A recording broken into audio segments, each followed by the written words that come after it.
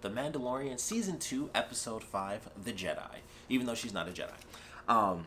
What an episode. Dave Filoni was like, we already knew. I think I mentioned it 2 reviews ago. I was like, all right, something's going to happen. Ahsoka's not going to show up as soon as they mention her, because, of course, Dave Filoni was directing this episode. So I was like, all right, epic episode. Bo-Katan comes in. Holy crap. Our second, transition from the animated universe to live action. First it was the Darksaber itself, and then we had an actual character, and then she referenced Ahsoka, and it was like, okay, this is going to be pretty crazy.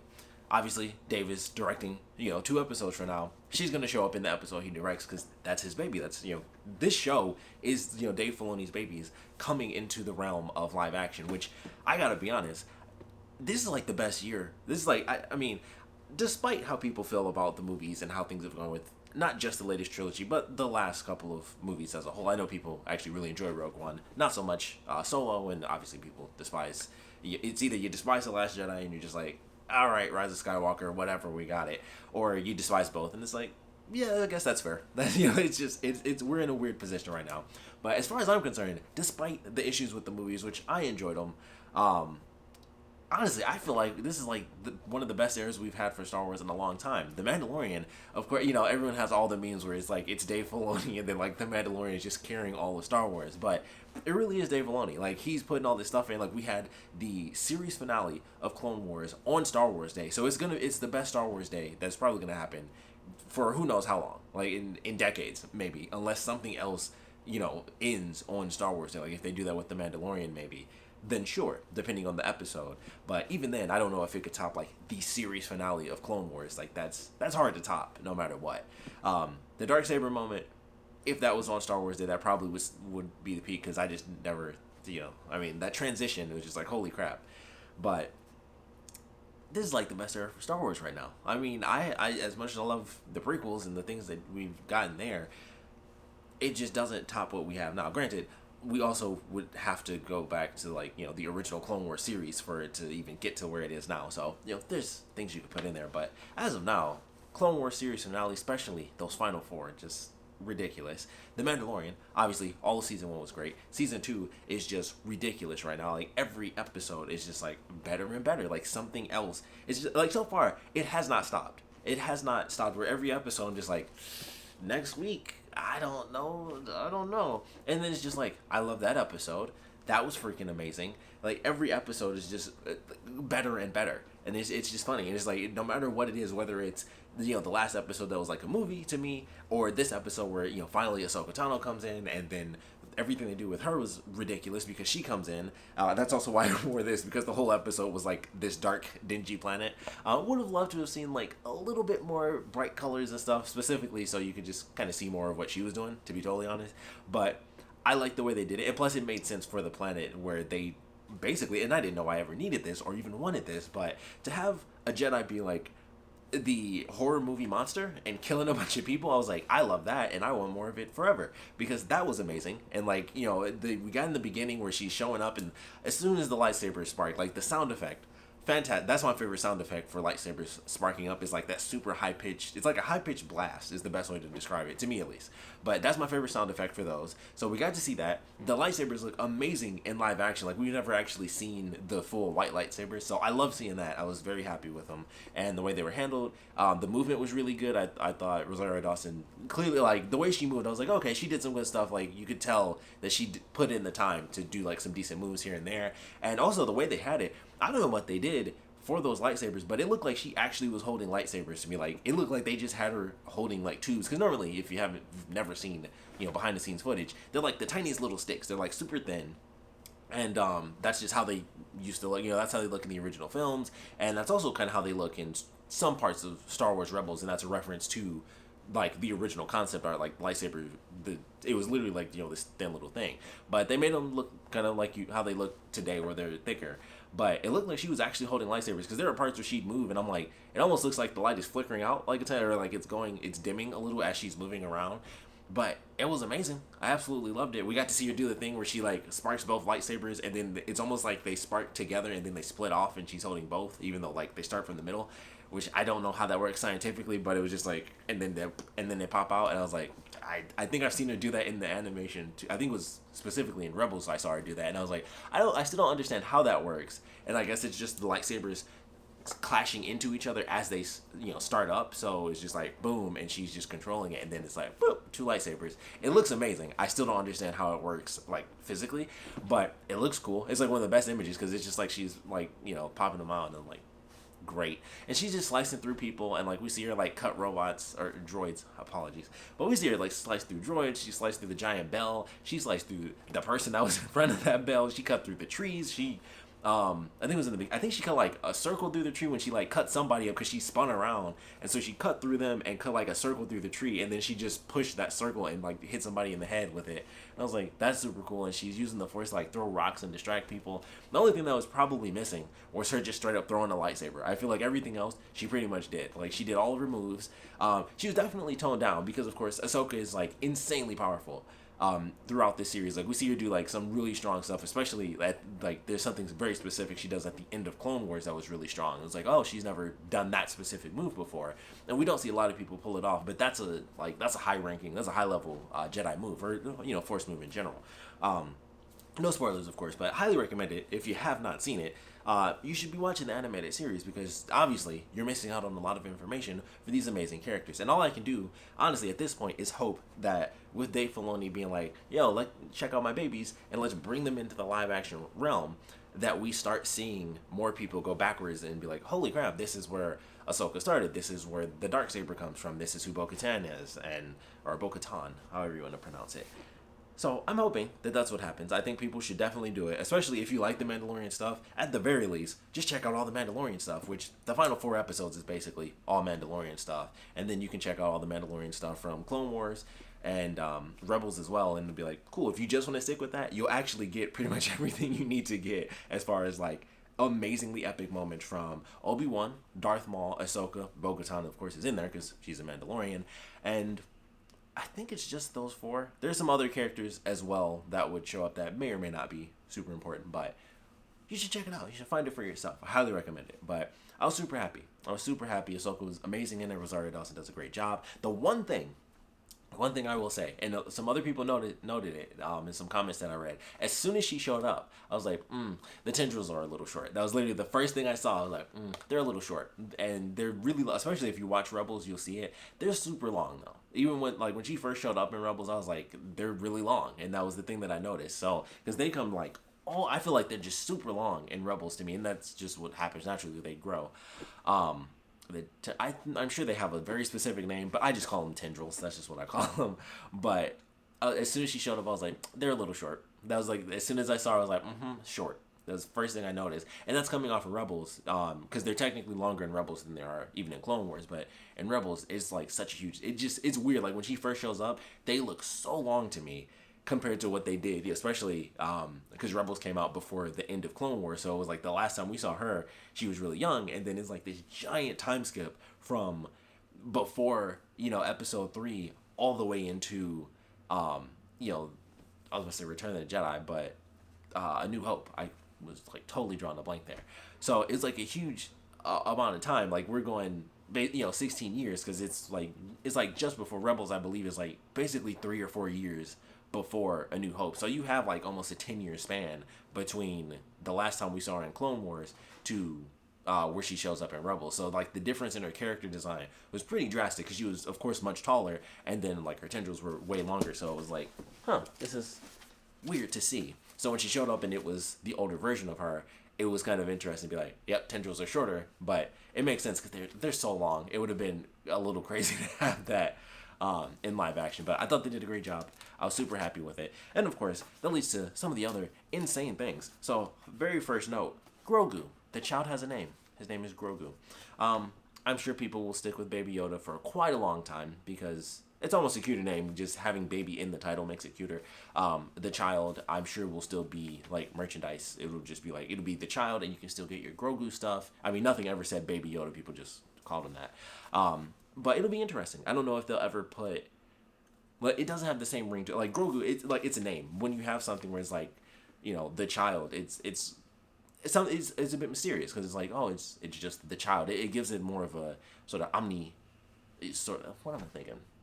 Omnipresent sort of feel to it when it's just like the child. It's like, the killer, or the Jedi. Like it's when it's focused down to that's Ahsoka Tano. It's like Ahsoka Tano, but when you call it the Jedi, it's a greater feeling because it's just like, oh, it's ethereal. It's the thing. Like it's just a thing. It's not like a person. It's just like, there's something else to it that you don't really understand when it's a title versus that's your actual name. It's Grogu. It's like, oh, okay, but it's the child. Like, ooh, that's mysterious. We don't even know your name. So Grogu, interesting name. Dave Filoni was probably just like, yep, that's $1 million for me. He's just like, here's Ahsoka live action. Yep, horror movie version. Yep, guess what? Here, I'm just sprinkle that in. That's the kid's name. Bet you didn't see that coming. I'm Dave Filoni. Good night. Like, it's his stuff. So it was great. So, also, another thing. Laser swords, good reference. The Loth Cat, that's also Dave Filoni's thing. I saw that for sure. They showed it twice. But that was cool. Beskar stops lightsabers. I'm sure, I almost guarantee for a fact that's going to come up later. Because it's like, oh, okay. So he can be attacked by Ahsoka. He's blocking lightsaber hits, which was amazing, by the way. So now Beskar is like, it's up there with those little, whatever that red laser thing was in Phantom Menace where they couldn't hit through the laser wall. So it's like, okay, Beskar is up there with lasers and those electric staffs from the prequels. And there's some other stuff. There are a few things in the Star Wars universe where it's like, okay, lightsaber, blast can't just like slice straight through it. Even deep metal stuff, it can't just like cut right through. Like in Episode 1, Qui-Gon had to like twist the lightsaber and basically like melt the doors around the lightsaber because he couldn't just be like boom boom and then like just move chunks of the door off. It was still very thick, so it can cut through, but you still have to do certain things to get through that. But Beskar is good, and I thought that was cool. And she was like grinding on it, and I love that scene. That was probably one of my favorite parts of the episode when Ahsoka comes in to attack the Mandalorian, and he blocks a couple hits, and she's like dual wielding, and she slams down on him, and he's just blocked like this. And I was like, that's sustained, not a speck. It wasn't like a mark or like a little bit of dust or anything of dirt or a scuff. Perfectly fine. So I'm very happy with that. We got the kid's name. She will not train him. They reference Anakin. She was like, I know what that can do, having that attachment and then taking someone away from that attachment and trying to raise them as a Jedi. I know what that can do, to the best of us. And I was like, that's a cool reference.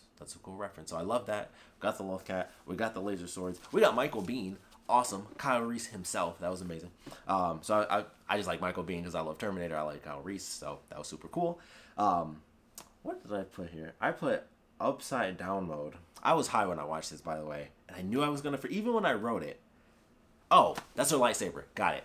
I got it. So, for anyone who doesn't know Ahsoka, when she normally fights with her lightsabers, they're both upside down. So when she was fighting at the end, it was like, okay, she was like played down the whole episode. At least at the end fight she was. When she was fighting like the regular people, she was kind of doing her normal thing where she was just like, I'm F with you guys. I'm a flip. I'm a spin. We never see her really kill as many people as she does in this episode. So that was interesting because it's like Fulcrum. So that doesn't even make sense if you don't watch the anime show. But the point is, this is like Fulcrum Ahsoka. And so I was like, yeah, like she's been in the battle. She'll take people down. She'll kill people, and she's no Jedi. Like, and I was kind of waiting for her to say that because they're like, Jedi this and Jedi that. They literally make a point of it in the last episode of Clone Wars. As like, it's kind of funny when you think about it, but it's like she's not a Jedi. So I thought that was funny. But yeah, I was surprised she didn't just do it. But after a while, you got to be tired of it. You're just like, F it. I have 2 lightsabers. I can use the Force. Yes, I'm a Jedi. Because I'm sure she gets that literally everywhere she goes. If she sparks up a lightsaber. Jedi is like, I'm not a Jedi. I'm like a gray Jedi. And I left the Jedi Order and all these other things that you don't care about. I'm not even going to talk to you that much. So it's like, yep. And then you just keep moving. Like, you'd be annoyed. I'm sure she's annoyed with that. So it's just like, I'm not going to have that conversation for like the trillionth time. So she's a Jedi. But I love the way it was handled. And so she's wiping people out left and right.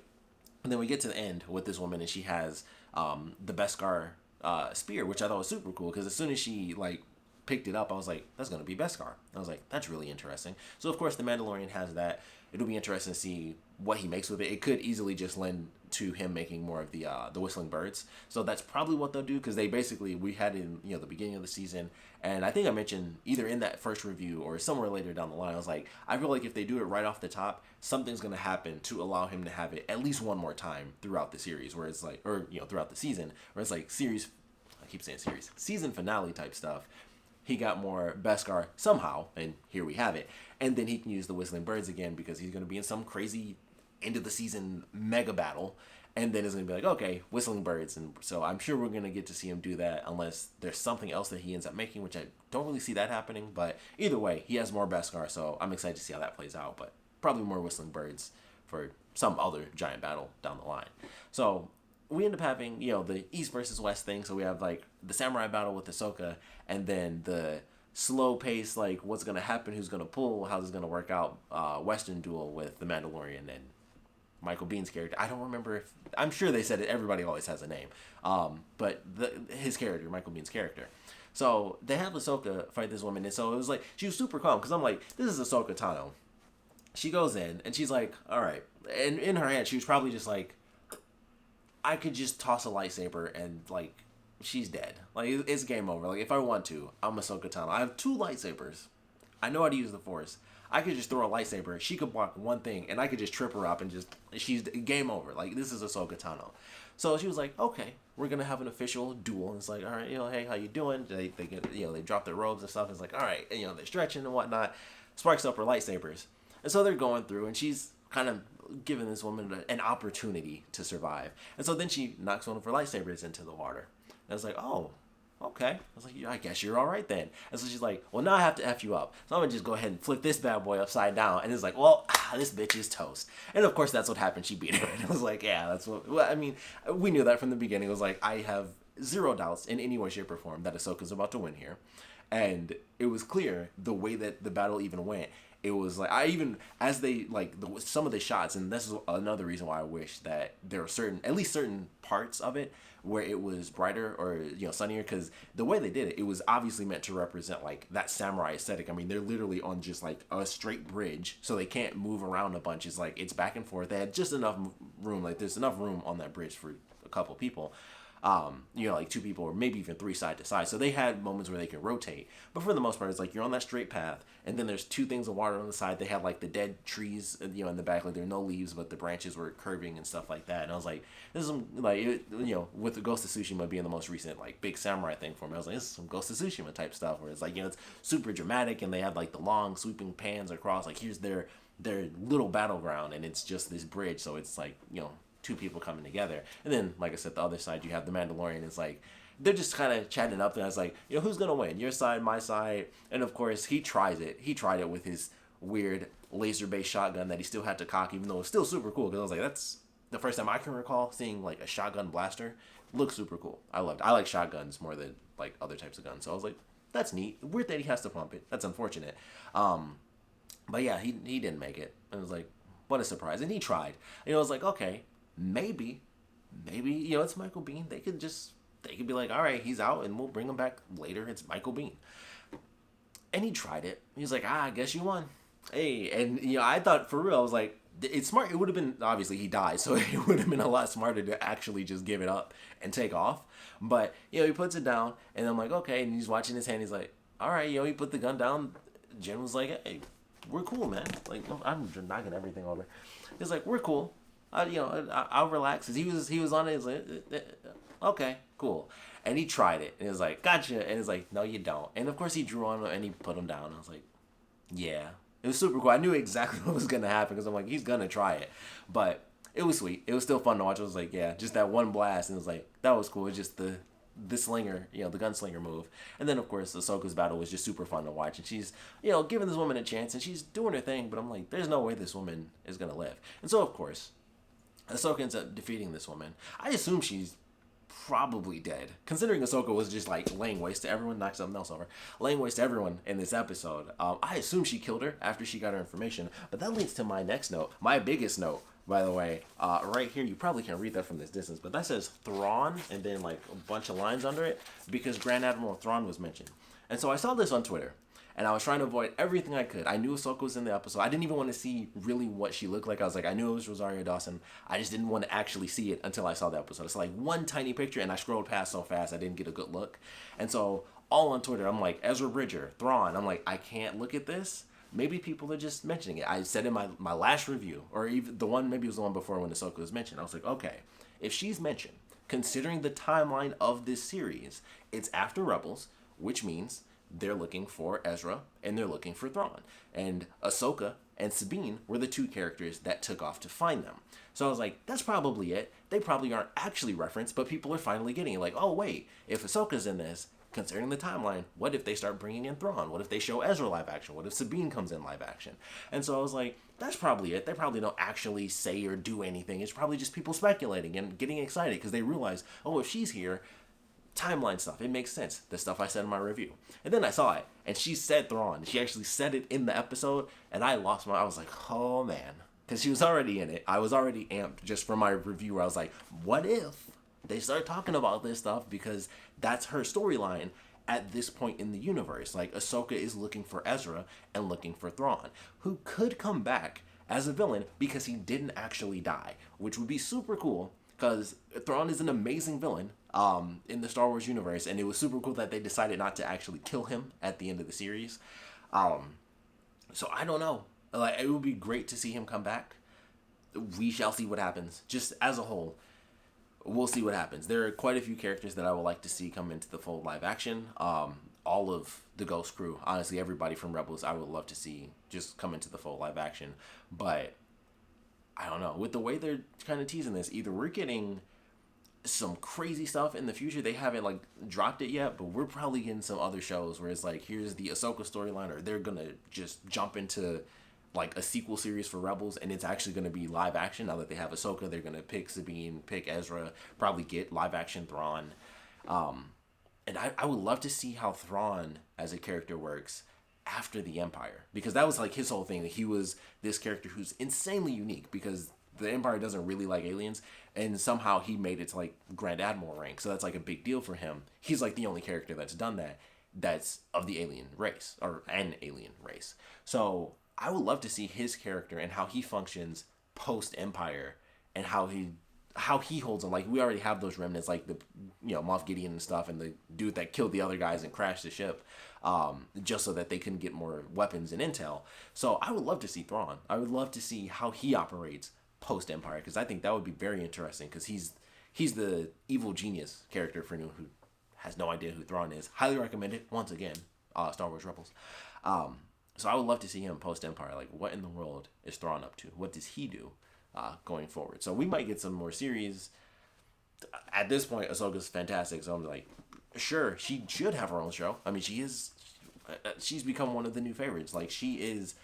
Like, so, and that's why, like, this is no joke, one of the best moments, like, to be alive in Star Wars history, because we have, once again, the end of Clone Wars, live action Ahsoka, live action Bo-Katan, Darksaber. They're probably going to throw in some more stuff by the end of this season. If not, we're going to at least get another series, because they're doing something with the planet of Mandalore. Like, that, them going into that battle, that's either going to be in the Mandalorian, or that's going to be its own thing. But I would assume they're going to make that, like, a special event in the Mandalorian, which fits perfectly. Like, if you're going to do the Mandalorian story, I'd be fine with it. Like, I'm sure everyone would be, as long as it was amazing, which it will be. That it's okay. Take a little time off from the story. You could do, like, 4 episodes or something in a season, and just have that be, like, we're kind of taking a break from them doing whatever they're going to do next, because that's the interesting thing. With Grogu not being trained, now they have to go and Typhon. That's where they're headed, which is also cool. So now we have to wait for that, and it's like, oh, maybe a Jedi will get it. If he calls out, maybe a Jedi will come searching, which could also still lead to Ezra. So who knows? Who the F knows? But that was really interesting. So they're still on their specific journey, but they could take a minute out. I'm perfectly fine. I know some people probably just want to see more of their specific journey, but he's a Mandalorian. The Mandalorians are the best thing about Star Wars, and if they're gonna do this war, they can take a whole chunk out of a season and just be like, this is where their journey led. It's the Mandalorian stuff. It's for the fight to save Mandalore, bring it back, get the Darksaber, take out Moff Gideon. I don't know what they're gonna do with the Watch and all that stuff, but I'm excited. I'm like, they're leading to some big war on Mandalore again, because they've had that before twice now in both Clone Wars and Rebels. They've shown the wars, so we're probably getting that next generation of the battle, and it'll be live action. I'm hoping. So they got me all excited. They got me amped up. They're like, oh, I'm looking for Thrawn still, so Ahsoka might get her own show. Clearly, Bo-Katan is doing her thing to get her planet back. She wants the Darksaber. We still have to wait for Moff Gideon, because he's supposed to fight someone with a lightsaber, which I would assume would be Ahsoka. But if it was Ezra, I would crap myself, because no one is expecting that. There's been no news about that, so that would be a huge twist. But I'm looking forward to it. Ahsoka was great. I'm all amped up again just thinking about it. Also, my last little note was the white robe. They had it in the concept. She wasn't wearing it, which kind of sucks. But in the concept, when she was doing like the meditation scene, she had like her white Jedi, like her full white robe where it's pulled all the way over. Once again, Star Wars Rebels. That's what she had on at the end of Star Wars Rebels. And I was like, oh, that's super cool. I would have loved to have seen that live action. But I understand why they didn't go with like her white Jedi robe. Like that's almost like her ethereal sort of look, where it's like, this is Ahsoka Tano, where it's like, she's like, top rank, everything is like just that serenity of what she is as a character. But in this, it was like, we're gonna make her a bit of a horror movie villain, so she kind of couldn't go with like the ethereal white outfit. She had to kind of cloak it up a little bit, classic black cloak, and like take some people down. So I'm fine with it.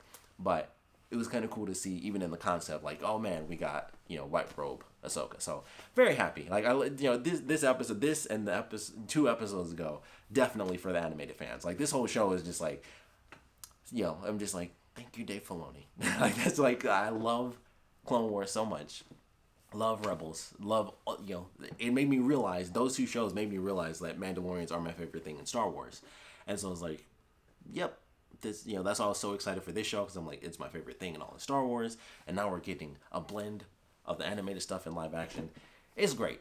Fantastic episode. I loved it. Sucks to see Ahsoka leave, but obviously she can't be strolling with them the whole series, because then it's just like, it's gonna you can't have a Jedi and it's not suddenly that Jedi show. Like that's just how it's gonna be, especially if it's Ahsoka. It could be some random Jedi, and it's still gonna be like, that random Jedi is gonna take all the attention away because they have a lightsaber. That's just how it is. It is, it's stuff and then lightsabers. Whoever has a lightsaber, 100% all the attention is on you. That's just that's Star Wars math. Like lightsaber, you're worth infinity points. You're just better. Period. Doesn't matter if you're important. It literally means nothing. If you have a lightsaber, you are the most important thing on screen. And those are Star Wars facts. So I'm kind of glad she's not joining them the whole way through. Would have loved to have seen it. But at the same time, it would have totally taken away from The Mandalorian, the series and their story. But enjoyed it. I don't know where we're headed next for Ahsoka, but I'm definitely excited. I can't wait to see this next episode, because I don't know if they're, once again, I feel like that's a 2 episodes away type thing. I would love it if they made it to the planet in the very next episode. But, we'll have to wait and see. But they're getting into the Jedi stuff, which I think for this show works because of the way that they're kind of handling it. So I'm not concerned with it being like, oh, it's not going to be as deep as it has been in other shows where an actual Jedi goes to, an old temple and then they get hallucinations and this and that. But they could do that, which I would think would be very cool if the hallucinations hit both the characters, especially considering one's a Mandalorian and he's not a Jedi, but he's maybe, slightly in tune with the Force, just enough to get the hallucinations and be like, holy crap, and he goes through an experience. I think that could really work. I would love to see that as well. So who knows what we'll get by the time they actually end up hitting this planet. I think we only have like 3 episodes left. So the Mandalorian War and all that stuff probably won't be, this season, if it's even in the show. Like I said, they're about to hit the season finale, which means we got a bit of time before they hit us with some surprises for like D23 and everything. So we'll see what happens next year, where they're like, surprise, here's what's happening in Mandalorian season 3, or surprise, here's a whole new series that we're actually going to end up doing. But we have to wait and see. As of now, obviously I enjoyed the episode. Like, this is a super long review. It's way too long, but I'm just excited. Like, all my dreams that I didn't even know were dreams are coming true. I'm still waiting for that Darksaber. As soon as they say they're doing like an FX lightsaber or FX Darksaber, everything else, every nerdy purchase is on pause when that news comes out, because that is day 1 pre-order. So I should probably put something on my computer, get some notifications going, because I'm worried that I'm going to miss that. But I need that to come out immediately. So looking forward to that. Love the episode. Of course, we'd love to know what you guys thought about it, so please put your comments down in the comment section below. Let me know your favorite parts about it, least favorite parts about it. Ahsoka is real. I mean, obviously real, but Ahsoka's live action. Bo-Katan is live action. The Darksaber, in all its glory, is live action. Who's next? Who do you guys want to see come into live action next? As far as what they're doing, it would probably take them, and it probably would be, season 3 type stuff. Obviously, this was our first drop of Grand Admiral Thrawn even being referenced. So Ezra and Thrawn will be, if not next season, like I said, they could easily just be like, we're doing an Ahsoka series, and it's like, that makes sense. Aside from the fact that Ahsoka is so important, they have Rosario Dawson, who is, of course, a huge actress. So they can easily do it, and it's like, you got the name, and you already got the character. Like, as long as the acting is good, it doesn't matter who does it. Just like with The Mandalorian, people probably didn't care that much about Pedro Pascal. No offense to him as a person. But, he's Game of Thrones, and then that was pretty much it. Saw a great meme with him about the spear thing. That was funny. He's about to make up for his greatest loss. I thought that was super funny. You haven't even seen Game of Thrones, but that made me laugh. I was like, I can imagine the reference, and that was good.